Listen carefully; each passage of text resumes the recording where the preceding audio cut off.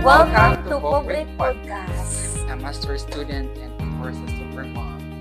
So joining us today is my co-worker, Miss Ning. Okay, so Miss, if your life right now had a movie title, Miss Nia, nice. Okay, so now tell ko may taog sani ka na consent. Pwede mga So, his name is Ellie. 6 years old na siya kamon. Na siya sa spectrum. So, what's the difference from Miss Nia sa kanang chick? Itawag. Kumbaga, nilagay ko lang ng skills. Like, naman ko lang ng skills, diba? So, that, hinayal ka kapag na. So, karon, Para lang sa ato mga viewers of 10,000, how much it would cost or spend to enroll your child? Clinic. Therapeutic clinic. And then, again, magdepende na si That's how. amount. So, let's consider that there is 12 months of period. That's 50,000. Chocolate, may AI ana sa now. Pero karon mong god is, naka-identify naman siya sa butter o sa chocolate na ang yahan ako mapabata na pagkakuwang healthy or sa pagkakamisakira. I learned how to manage very well my schedule.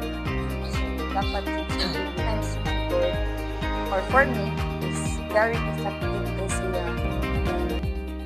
ikaw lang ang share na lang sa iyong mga experiences to those people na mas close with you. Close and you trusted. So,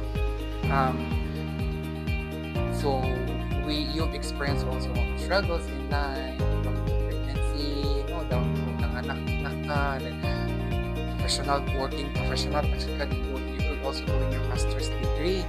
So, what's the hardest part about siya, no? So, have you ever felt giving I still have a purpose. What expectation that what keep you going? Oh, so that's your core working moms that you like to break. And what's one myth about working moms that you like to break? Hindi lang ko mo-mention sa training na lang acting. So, right now, mga is naata sa academic. And then, before ko nagka-academic is mag-dilig ko lusod sa kanang industry. Kay both of my parents are teachers. And then, labi na ako ang papa. Kaya makakita ko sa struggle ba. Kung unsa ka kapoy, sa academic, sa ka-teacher. Physics na program.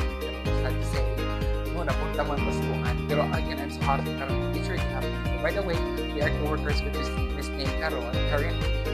So yeah, we're happy to do that. We're happy to give knowledge to impart knowledge to our students. So not just knowledge, sometimes so kita, we need to be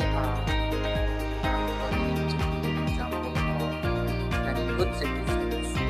So dapat tarong muna itong gamit ng office work, planner or bahala na. So, and then, tuod ka, kaya na. So what do you hope?